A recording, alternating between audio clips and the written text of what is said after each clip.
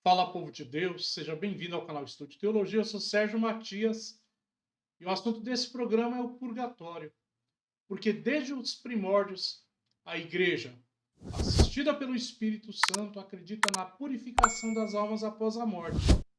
E a esse estado de purificação ela chama de purgatório. Confira aí.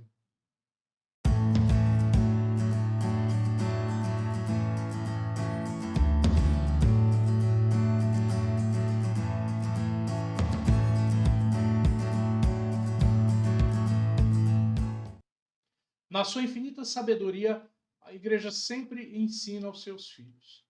Ela transmite o ensinamento desde sempre, o ensinamento a partir de Cristo Jesus, e vai nos falar aqui sobre o céu, o inferno e o purgatório. E nesse programa, de maneira muito especial, nós vamos falar sobre o purgatório. O Catecismo da Igreja Católica, no parágrafo 1030, ao falar sobre o purgatório, diz que aqueles que morreram na graça e na amizade de Deus, mas que estavam imperfeitamente purificados, essas pessoas estão certas, essas almas estão certas da sua salvação eterna.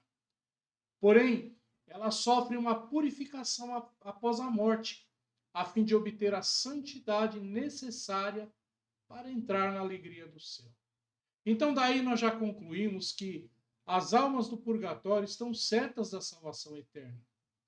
E isto dá a essas almas grande paz e alegria. Falando sobre isso, o Papa São João Paulo II diz que, mesmo que a alma tenha de se sujeitar nessa passagem para o céu, a purificação daquilo que ela carrega como sujeira, como escória, né? Mediante o purgatório, essa alma já se encontra cheia de luz, porque tem a certeza e a alegria, porque sabe que pertence para sempre ao seu Deus. E o Catecismo, no parágrafo 1031, nos ensina que a igreja chama de purgatório, então, essa purificação final das pessoas eleitas, das almas eleitas. Purificação esta que é totalmente aqui, olha, preste atenção, diversa da punição dos condenados, né? O fogo do purgatório, o fogo da purificação não tem nada a ver com o fogo do inferno, né? E a igreja, ela formulou essa doutrina de fé relativa ao purgatório, principalmente os concílios de Florença, que aconteceu entre os anos de 1438 e 1455, e no concílio de Trento, entre os anos 1545 e 1563. Portanto, o sofrimento purificador do purgatório é diferente totalmente daquele fogo infernal que consome as almas durante a eternidade. Falando sobre isso, a igreja continua no parágrafo 1032 do Catecismo da Igreja Católica, dizendo que este ensinamento sobre o purgatório, ele se baseia também sobre a prática da oração pelos defuntos, de que já fala a Escritura Sagrada lá no livro de Macabeus, 2 Macabeus, capítulo 12, versículo 46, quando a Escritura nos diz: eis porque Judas Macabeus mandou oferecer esse sacrifício expiatório em favor dos mortos, a fim de que eles fossem purificados do seu pecado.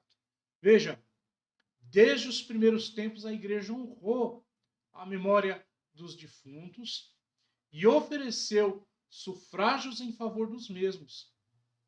Particularmente, o sacrifício da Eucaristia é oferecido a fim de que, purificados, essas almas possam chegar à visão beatífica de Deus. Por isso a igreja recomenda também as esmolas, as indulgências e as obras de penitência em favor dos fiéis defuntos. Depois você acompanhe com calma aí na sua casa, lendo o parágrafo 1032 do Catecismo da Igreja Católica.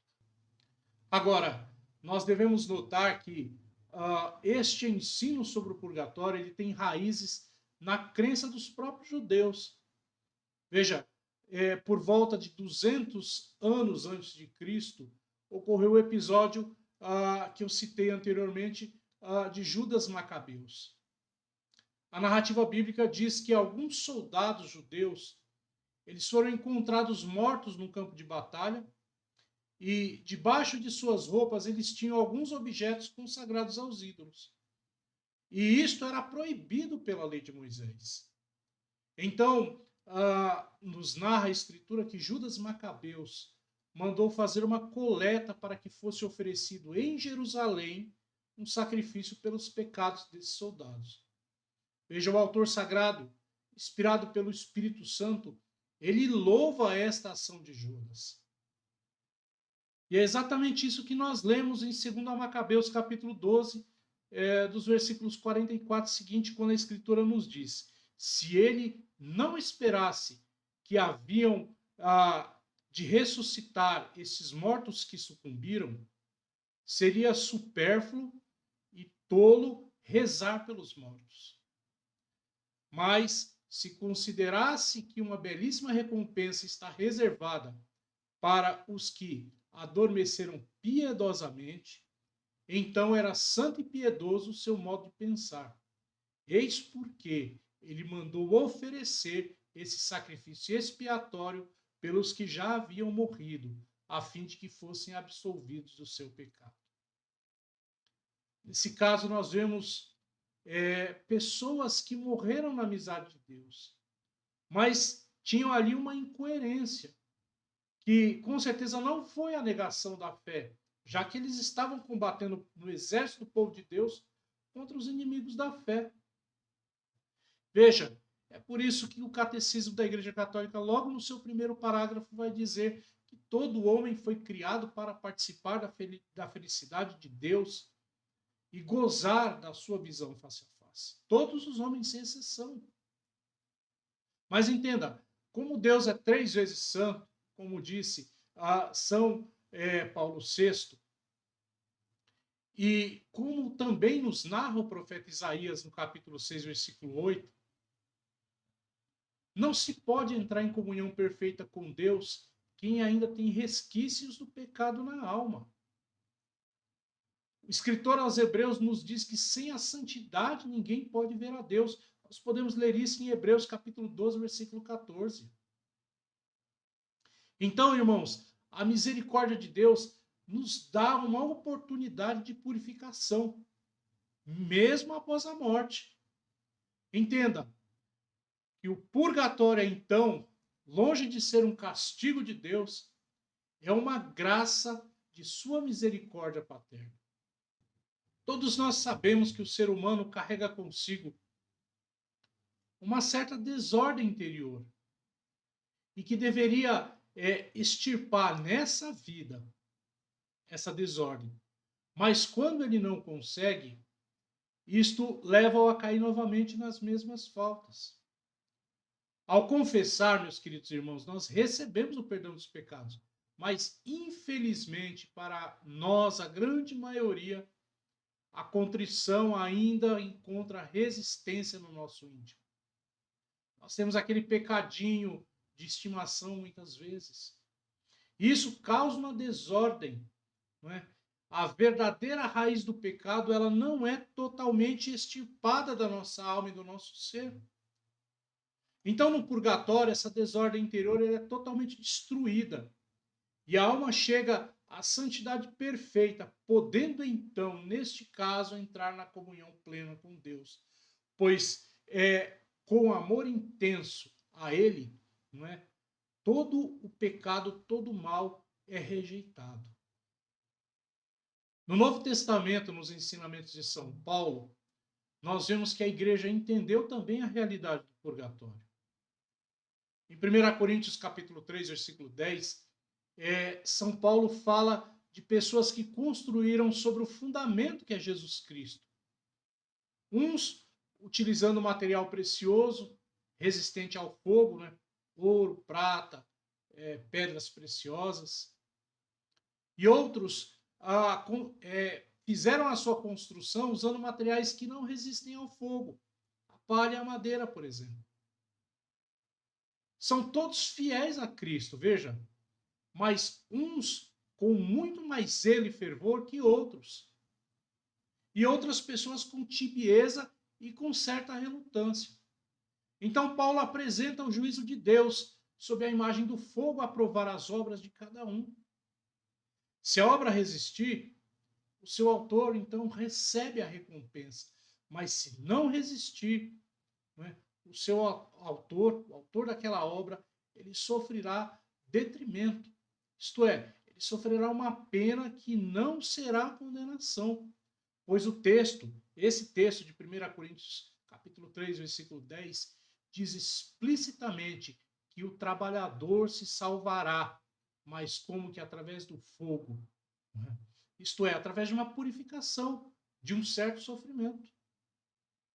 Veja, o fogo, nesse texto, ele tem um sentido metafórico. Ele representa o juízo de Deus. O purgatório não é de fogo, já que a alma, sendo espiritual, não pode ser atingida pelo fogo terreno.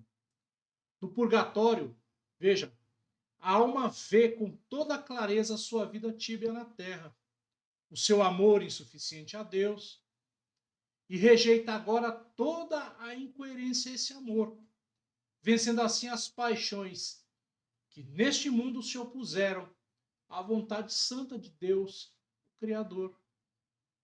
Nesse estado, a alma se arrepende até o extremo de suas negligências durante essa vida. E o amor de Deus extingue nela, né, os afetos desregrados e tudo aquilo que está contrário, de modo que ela se purifica totalmente. Dessa forma, a alma sofre, né, no purgatório por ter sido negligente e por atrasar assim, por sua própria culpa, né, o seu encontro definitivo com Deus. É um sofrimento nobre e espontâneo, inspirado pelo amor de Deus e o horror ao pecado. Veja, os grandes doutores da igreja, eles falam a respeito do purgatório. Eu quero usar aqui, por exemplo, São Gregório Magno, por volta do século VI, início do século VII, da igreja da nossa era. Ele que foi papa e doutor da igreja, ele ensinava a possibilidade do perdão na outra vida. O Catecismo da Igreja Católica, no parágrafo 1031, ele traz consigo um ensino de São Gregório, dizendo que, no que concerne a certas faltas leves, deve-se crer que existe antes do juízo um fogo purificador.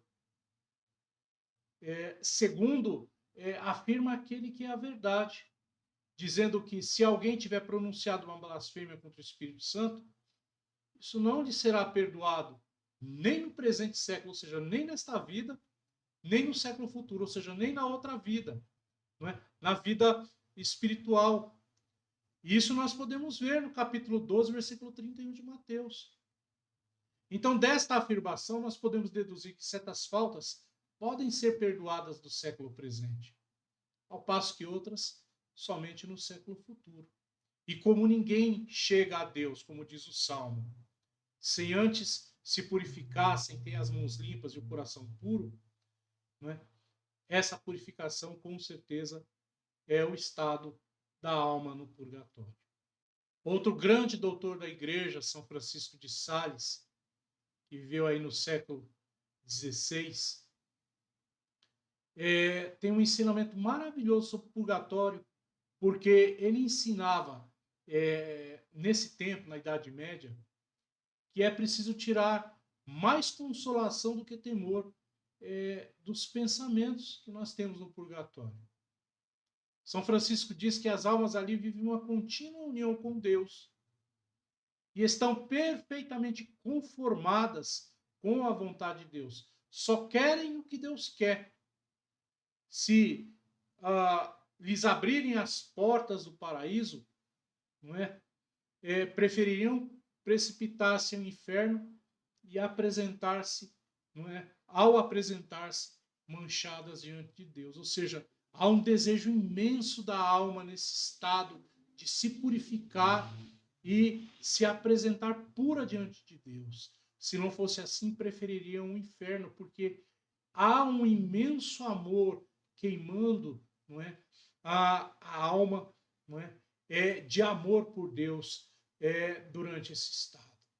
São Francisco também diz que as almas elas se purificam voluntariamente, de forma amorosa, porque assim é a vontade de Deus e elas estão perfeitamente conformadas com essa vontade. É uma coisa interessante falar sobre o purgatório, porque muitas vezes nós queremos fugir desse assunto, ou até mesmo por falta de pregação na igreja sobre o tema, nós o desconhecemos ou nós o refutamos. Mas nós temos que aprender.